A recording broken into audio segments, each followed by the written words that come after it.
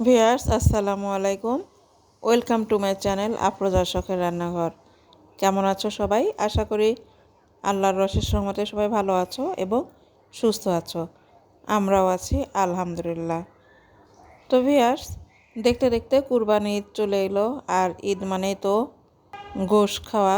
যেহেতু কুরবানির ঈদ, সকল বাসাতেই কম বেশি গোশ রান্না হয়েই থাকে।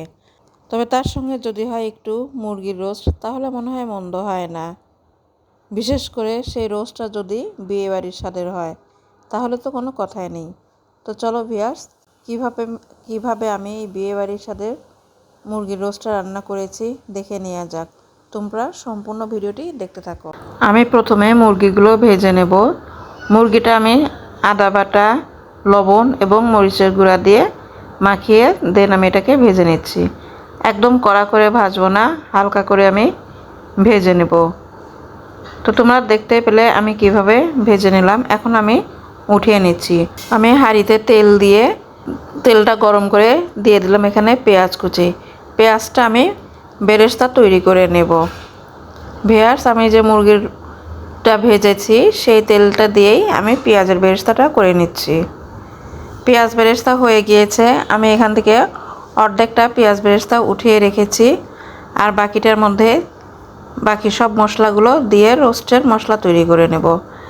দিয়ে দিলাম আমি পেঁয়াজ বাটা, আদা পেস্ট, রসুন পেস্ট দিয়ে আমি একটু নেড়ে নিচ্ছি।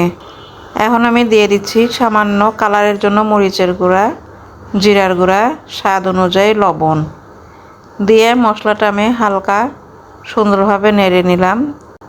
দিয়ে দিচ্ছি দারচিনি, এলাচ এবং তেজপাতা, আর দিয়ে দিলাম টক দই এবং একটা বড় এলাচ দিয়েছি। আর দিয়েছি এখানে বাদাম বাটা। এখানে আমি সব রকমের বাদামে আছে, পোস্ত বাদাম, কাঠবাদাম, কাজু বাদাম, সব ধরনেরই বাদাম বাটা আমি একসঙ্গে করে নিয়েছিলাম। তো ভিউয়ার্স, আমি রোস্টের মশলাটা খুব সুন্দরভাবে কষিয়ে নেব। আমি রোস্টে বেশি একটা পানি ব্যবহার করব না, মশলাটা যাতে পুড়ে না যায় সেজন্য এখানে আমি সামান্য পরিমাণ পানি দিয়ে দিলাম।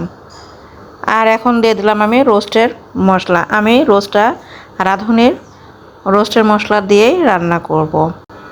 দিয়ে দিচ্ছি আমি কিছুটা কিশমিশ এবং টমেটো সস। টমেটো সসটা দিলে রোস্টের স্বাদটাও ভালো হবে আর কালারটাও সুন্দর আসবে। তো ভিউয়ার্স, মশলাটা আমার খুব সুন্দরভাবে কষানো হয়ে গিয়েছে। এখন আমি ভেজে রাখা চিকেনগুলো দিয়ে দিচ্ছি।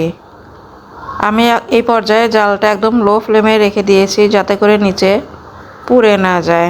জালটা একদম লো ফ্লেমে রেখে ঢেকে দেব কিছুক্ষণের জন্য। ফিরে এলাম কিছুক্ষণ পর। এখন আমি এটাকে আরও ভালোভাবে নেড়ে দেব আর প্রত্যেকটা রোস্ট আমি উল্টিয়ে দেব। আমি প্রথমে 1 প্যাকেট সস দিয়েছি, এখন আমি আর 1 প্যাকেট সস দিয়ে দিলাম। কেমন লাগছে তোমাদের? তোমরা অবশ্যই লাইক কমেন্ট করে জানাবে। দিয়ে দিলাম এখানে আমি মেজারমেন্ট মগের 1 মগ দুধ। আমি তো প্রথমেই বলেছি আমি পানি বেশি একটা ব্যবহার করব না, আর তোমরা নিশ্চয়ই দেখেছো। এখন আমি এটাকে আবারও ঢেকে দিলাম। তো এভাবে একদম বিয়েবাড়ির স্বাদে রোস্ট কিন্তু খেতে অসাধারণ হয়। তোমরা যারা এখনও এভাবে রোস্ট বানাওনি, প্লিজ তোমরা ঝটপট এভাবে রোস্টটা বানিয়ে নাও। দিয়ে দিলাম এখন আমি পেঁয়াজ বেরেস্তা। আমি যে অর্ধেকটা পেঁয়াজ বেরেস্তা উঠিয়ে রেখেছিলাম সেটা এখন দিয়ে দিলাম।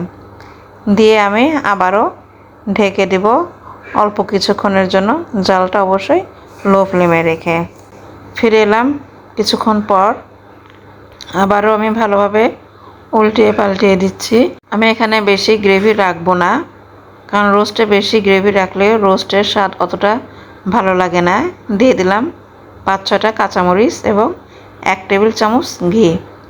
এটা দিয়ে আমি ঢেকে রেখে দেব 5-6 মিনিট। তারপর আমি এটাকে নামিয়ে নেব। হয়ে গেল একদম বিয়েবাড়ির স্বাদে মুরগির রোস্ট বা চিকেন রোস্ট। এভাবে ঝটপট বিয়েবাড়ির স্বাদের চিকেন রোস্ট তোমরা বানিয়ে নাও। খেতে কিন্তু সত্যি বলছি একদম বিয়েবাড়ির স্বাদ হয়। তো ভিউয়ার্স, কেমন লাগলো তোমাদের? তোমরা অবশ্যই লাইক কমেন্ট করে জানাবে। আর আমার চ্যানেলে নতুন হয়ে থাকলে প্লিজ সাবস্ক্রাইব করে পাশের বেল আইকনটি বাজিয়ে দেবে। ধন্যবাদ।